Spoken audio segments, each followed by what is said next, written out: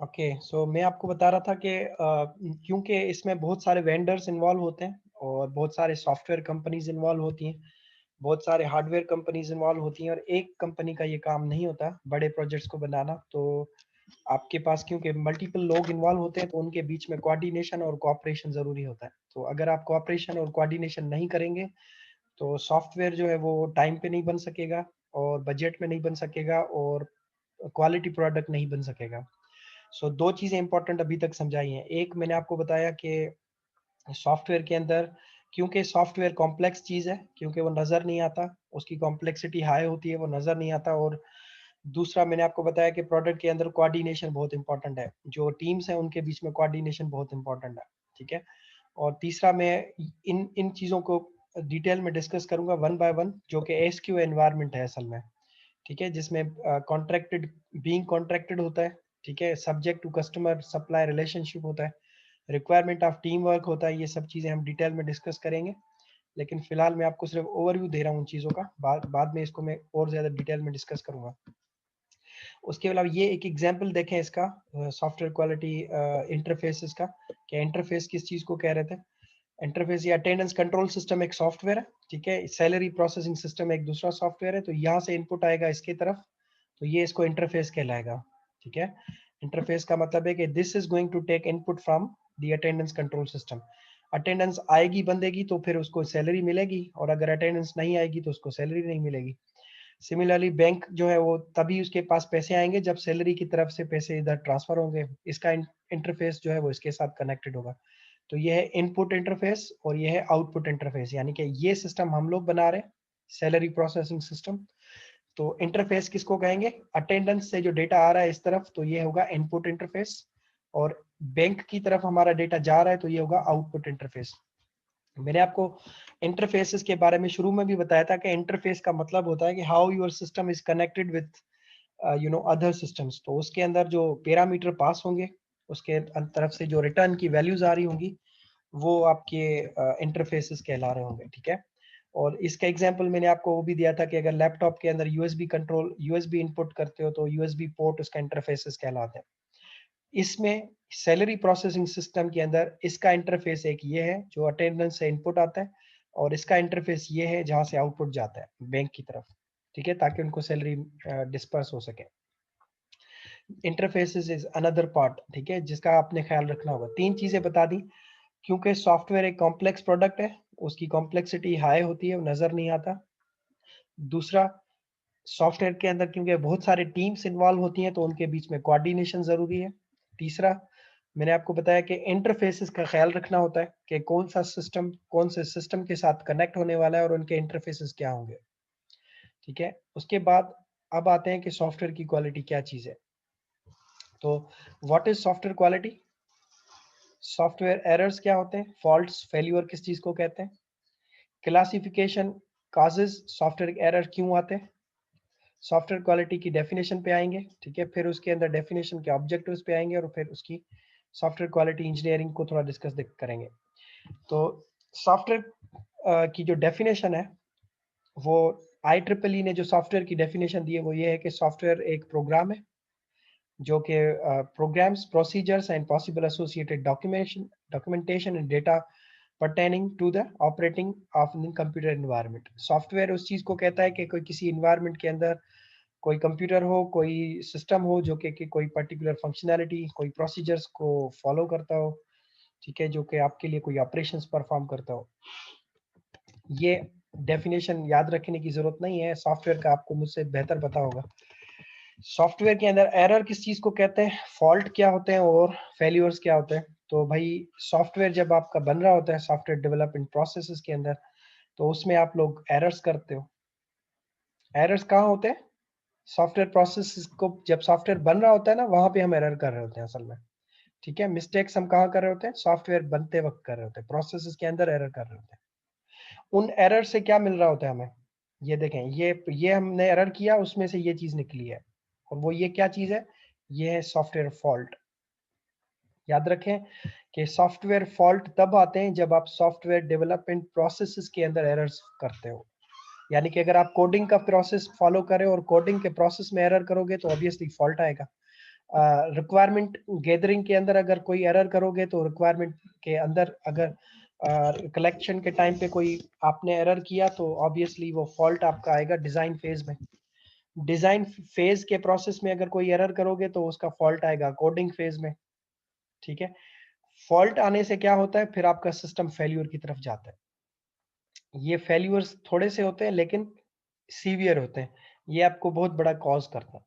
ठीक है, तो डेवलपमेंट फेज डेवलपमेंट प्रोसेस को सही तरीके से एग्जीक्यूट करते हैं ताकि कम से कम एरर्स करें। अगर उसमें एरर्स करते हैं डेवलपमेंट प्रोसेस के अंदर पूरी चीजें आ जाती हैं, रिक्वायरमेंट एनालिसिस आ जाती है, कोडिंग आ जाती है, आपकी डिजाइन आ जाता है। ठीक है, कंप्लीट सारी चीजें प्रोसेस के अंदर आ जाती हैं। इसमें से किसी भी फेज में अगर आप एरर करते हो तो आप असल में फॉल्ट क्रिएट कर रहे हो। फॉल्ट क्रिएट होते हैं आपके एरर्स में से। ठीक है, और एरर में से फिर आपके फेल्यूर्स आ जाते हैं, फॉल्ट से फिर फेल्यूर आ जाते हैं। कोई सिस्टम फॉल्ट छोटे से होते हैं जो कि कस्टमर एक्सेप्ट कर लेता है, उसको अडॉप्ट कर लेता है या एब्जॉर्ब कर लेता है। कुछ ऐसे फॉल्ट होते हैं जो अडॉप्ट नहीं हो पाते। ठीक है, उसकी वजह से सिस्टम फेल्यूर की तरफ चले जाते हैं और फिर सिस्टम आपके एक्सेप्ट नहीं किए जाते। ठीक है, सो ये आपको ज़हन में रखना होता है कि आपने सिस्टम की जो क्वालिटी है उसको मेंटेन रखना होता है ताकि एरर्स ना हो आपसे। अगर एरर करेंगे तो फॉल्ट होंगे, फॉल्ट करेंगे तो फिर फेल्यूर की तरफ जाएगा सिस्टम, और फेल होगा तो फिर ऑब्वियसली एक्सेप्टेबल नहीं होगा। सो मेन काजेस क्या है एरर्स के? फॉल्टी रिक्वायरमेंट्स, रिक्वायरमेंट सही नहीं लेना, ये फॉल्टी रिक्वायरमेंट्स का आना जो है ना, ये आपका मेन सबसे बड़ा सोर्स है एरर्स आने का। ये कस्टमर ने आपको एक चीज कही है, आपने वो समझी नहीं, दूसरी चीज बना दी, तो क्या होगा? ऑब्वियसली फॉल्टी रिक्वायरमेंट कहेंगे उसको, गलत रिक्वायरमेंट कहेंगे उसको। क्लाइंट डेवलपर कम्युनिकेशन फेल्यूर, अगर क्लाइंट और डेवलपर के बीच में कम्युनिकेशन नहीं है, वो एक दूसरे से बात नहीं है, उनको आपने मिलाया नहीं है, डेवलपर और क्लाइंट के बीच में अगर कम्युनिकेशन नहीं है तो फेल्यूर होगा, डेफिनेटली फेल्यूर होगा। उसके बाद deliberate deviations from software requirement, जानबूझ के अगर रिक्वायरमेंट को चेंज करोगे, आगे पीछे करोगे तो फेल्यूर की तरफ जाओगे। लॉजिकल डिजाइन एरर्स, अगर सॉफ्टवेयर डिजाइनर वो बंदा होता है जो रिक्वायरमेंट्स को देख रहा होता है और रिक्वायरमेंट को देख के उसके डिजाइन बनाता है। डिजाइन का मतलब होता है यूज केस डायग्राम बनाना, क्लास डायग्राम्स बनाना, फ्लो डायग्राम्स बनाना। वो डायग्राम्स बनाता है, डेटाबेस डायग्राम बनाना, जिसको आप ईआरडी कहते हो। डायग्राम्स को देखते हुए आप लोग कोडिंग करते हो। ठीक है, और अगर आपने वो प्रॉपर डायग्रामिंग नहीं की तो लॉजिकल डिजाइन एरर्स किए तो वो फिर कोडिंग एरर्स में कन्वर्ट हो जाएगा। कोडिंग एरर्स करोगे तो ऑब्वियसली फिर आपके पास जो कोड होगा वो एग्जीक्यूट नहीं होगा सही तरीके से। So no compliance with documentation coding instructions, अगर डॉक्यूमेंटेशन को फॉलो नहीं कर रहे हो और कोडिंग इंस्ट्रक्शंस को फॉलो नहीं करोगे तो ये भी आपके पास एरर क्रिएट हो जाएगा। अभी अभी हो सकता है वो सॉफ्टवेयर चल जाए, लेकिन जब वो उसका नेक्स्ट वर्जन बना रहे होगे या उसको वो थोड़ा और एनहांस करने की कोशिश करोगे तो वो फिर आपका सॉफ्टवेयर फेल्यूर की तरफ जाएगा, एरर्स की तरफ जाएगा। ठीक है, अभी अभी की जो है ना सॉफ्टवेयर चल चल रहा है, इसका ये मतलब नहीं है कि नेक्स्ट वर्जन भी चल जाएगा। You have to make software in such a way that you can create another versions, तो वो भी प्रॉपर तरीके से डॉक्यूमेंटेड हो, उसकी प्रॉपर कोडिंग इंस्ट्रक्शंस को फॉलो किया गया हो। शॉर्टकमिंग्स ऑफ टेस्टिंग प्रोसेस, अगर टेस्टिंग नहीं की प्रॉपर सॉफ्टवेयर की तो ऑब्वियसली जब क्लाइंट चलाएगा तो उसके पास एरर्स आएंगे, तो प्रॉपर टेस्टिंग होनी चाहिए। User interfaces and procedure errors, ठीक है, यूजर के इंटरफेस को टेस्ट करना चाहिए, प्रोसीजर्स को टेस्ट करना चाहिए, अगर वो टेस्ट नहीं किए तो उसके एरर्स आएंगे। ठीक है, यूजर को इंटरफेस अच्छा नहीं लग रहा, उसको बटन्स नहीं मिल रहे। सम टाइम ऐसा होता है किसी वेबसाइट पे किसी बटन पे क्लिक करो तो बैक का बटन ही नहीं होता, तो ब्राउजर के ऊपर बैक दबाना पड़ता है हमें। तो बेसिकली ये यूजर इंटरफेसेस कॉम्प्लेक्स भी होते हैं, सम टाइम यूजर को अच्छे नहीं लगते, मुश्किल लगते हैं चलाना, तो ये भी एरर्स में काउंट होता है। डॉक्यूमेंटेशन एरर्स, एरर अब डॉक्यूमेंटेशन में एक तरीका बताया हुआ है और सॉफ्टवेयर चला दूसरे तरीके से रहे, डॉक्यूमेंटेशन में गलत लिखा हुआ है, तो ये डॉक्यूमेंटेशन एरर्स कहलाते हैं। तो ये अगर आप इस कंप्लीट ये 9 जो एरर्स बताए हैं कैटेगरीज, इनको अगर आप चेक करो ये सारे फेजेस में आते हैं। देखें, रिक्वायरमेंट फेज में, ये कोडिंग फेज में बता रहा है, ये डिजाइन फेज में बता रहा है, ये टेस्टिंग फेज में बता रहा है, और ये डॉक्यूमेंटेशन फेज में बता रहा है। तो मैंने आपको बताया कि प्रोसेसेस में एरर अगर करोगे तो वो फिर फॉल्ट्स में कन्वर्ट हो जाते हैं, और ये एरर्स किसी भी फेज में आ सकते हैं, याद रखिएगा। ठीक है, these kind of errors can come in any phase of the software development.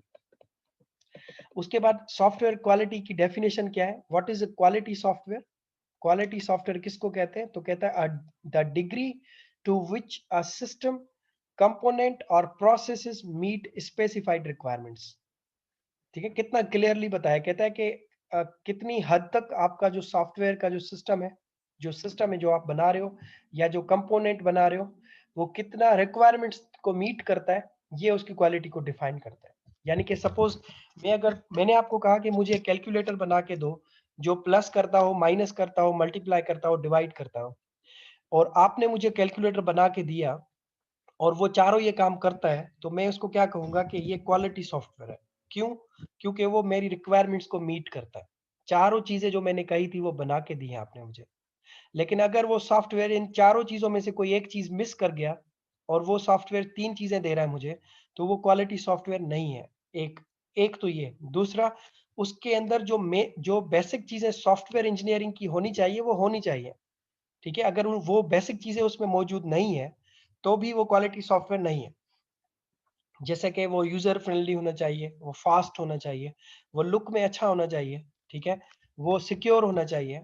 ये वो चीजें जो मैं बताऊंगा नहीं, ये ऑटोमेटिकली आपको पता होनी चाहिए कि सॉफ्टवेयर लुक में अच्छा होना चाहिए, सॉफ्टवेयर फास्ट होना चाहिए, सॉफ्टवेयर स्लो ना हो, सॉफ्टवेयर हैंग ना हो। ये मुझे बताने की जरूरत नहीं है। मैंने आपको सिर्फ ये कहा है कि कैलकुलेटर चाहिए, लेकिन वो कैलकुलेटर के अंदर ये बेसिक चीजें जो सॉफ्टवेयर की हैं वो होनी चाहिए। तो to the degree to which system component or processes meet customer or user needs or expectations। तो क्वालिटी सॉफ्टवेयर वो है जो कस्टमर की नीड्स को फुलफिल करता है। ठीक है, कस्टमर या क्लाइंट की नीड्स को फुलफिल करता है और उसके एक्सपेक्टेशंस के ऊपर पूरा उतरता है, तो उसको आप क्वालिटी सॉफ्टवेयर कहते हो। और ये डेफिनेशन किसने दी हमें? IEEE डेफिनेशन है ये। ठीक है, IEEE वालों ने हमें ये डेफिनेशन बताई है इसकी। इसके अलावा एक और डेफिनेशन है इसकी, ये प्रेसमैन ने दी है हमें डेफिनेशन। प्रेसमैन, आपको पता है रॉजर प्रेसमैन जो है जिसने सॉफ्टवेयर इंजीनियरिंग की बुक लिखी है, उसने ये डेफिनेशन दी है। उसको कहता है conformance to explicitly stated functional and performance requirements. ठीक है, explicitly documented development standards and implicit characteristics that are expected of all professional developed software। इसमें दो चीजें इसने बताई है, एक implicit चीजें, ठीक है, और दूसरा इसने कहा है एक्सप्लिसिट चीजें। इम्प्लिसिट चीजें जो जैसे मैं कह रहा था कि मैं बताऊंगा नहीं लेकिन आपको पता होनी चाहिए कि ये सॉफ्टवेयर के अंदर होनी चाहिए, तो वो इम्प्लिसिट चीजें कहलाएंगी। जैसे कि सॉफ्टवेयर दिखने में अच्छा है, सॉफ्टवेयर हैंग ना हो, सॉफ्टवेयर सिक्योर हो। तो ये वो चीजें हैं जो क्लाइंट को बताने की जरूरत नहीं है। सपोज एक क्लाइंट है आपसे कह रहा है कि मुझे बैंक का सॉफ्टवेयर बनवाना है, तो क्या वो उसको ये बताना जरूरी है कि बैंक का सॉफ्टवेयर सिक्योर हो? तो ऑब्वियसली वो सिक्योर होगा। ठीक है, कोई ऐसा बंदा हो जो बना के दे सॉफ्टवेयर बैंक का और वो बोले कि सर ये सॉफ्टवेयर बाकी तो सारे काम करता है लेकिन सिक्योर नहीं है, तो क्या कोई खरीदेगा उससे? नहीं खरीदेगा, बिकॉज वो इम्प्लिसिट रिक्वायरमेंट है, उसकी इम्प्लिसिट कैरेक्टरिस्टिक है। तो इम्प्लिसिट का मतलब है कि वो चीजें जो बताने की जरूरत नहीं है और प्रोफेशनली डेवलप्ड सॉफ्टवेयर में होनी चाहिए, एक तो वो।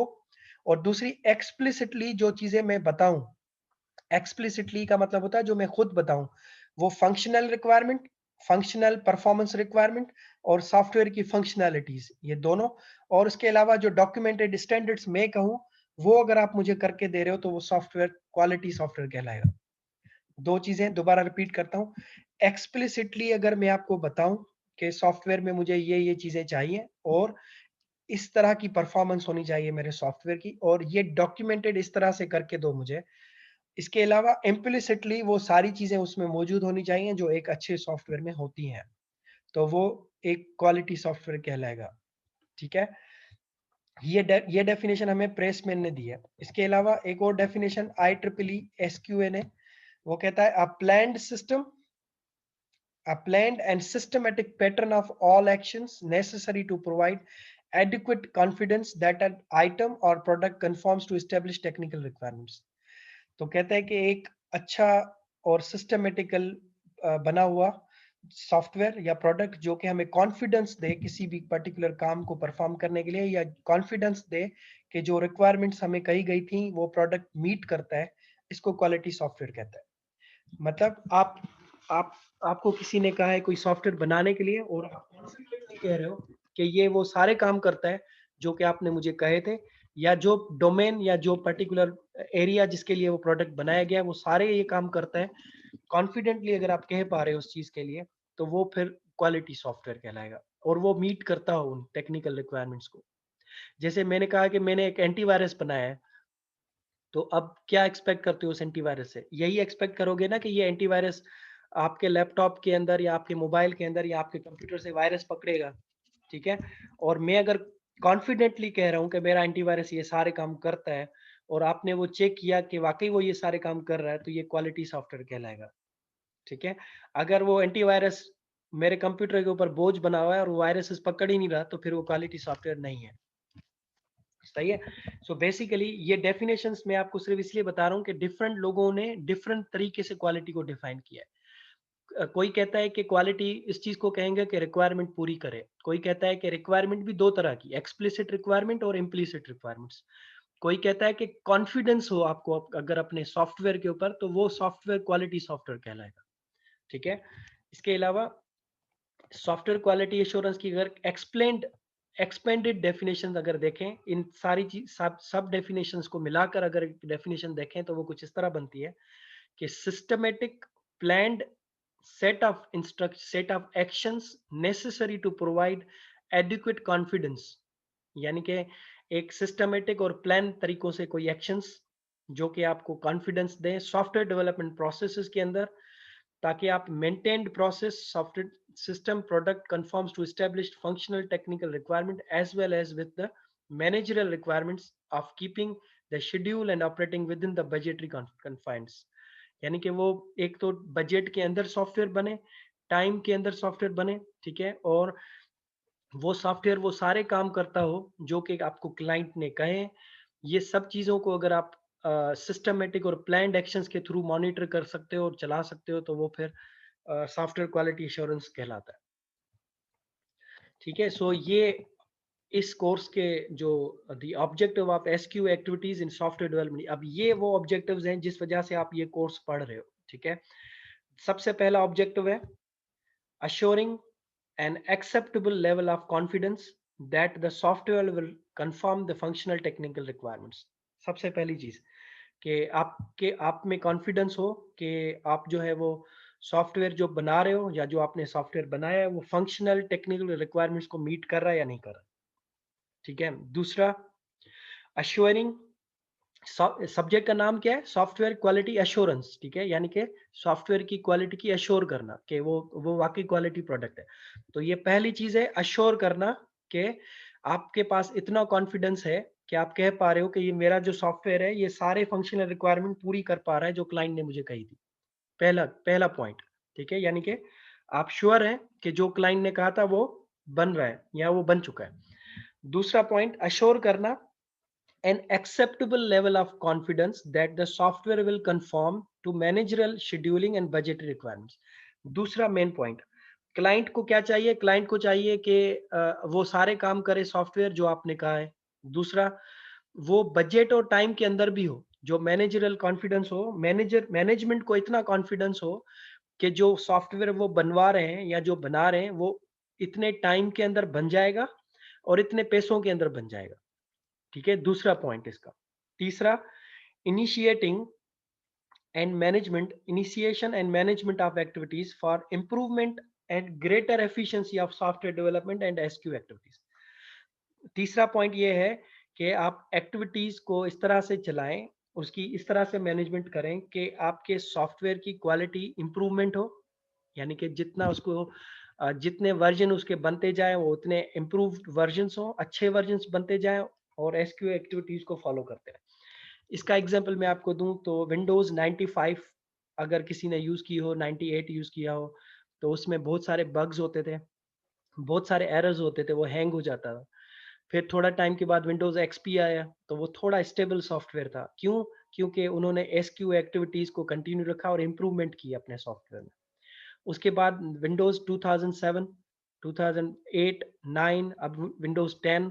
विंडोज 10 जो है वो बहुत ज़्यादा अच्छा विंडोज है as compare to previous versions, because it is following all the एक्सक्यू एक्टिविटीज़, और उसके ऊपर रिलायबिलिटी ज़्यादा हम करते हैं क्योंकि सॉफ्टवेयर की एसक्यू एक्टिविटीज़ को इम्प्रूव किया है, तो सॉफ्टवेयर की क्वालिटी भी इम्प्रूव हुई है, उसकी एफिशिएंसी इम्प्रूव हुई है।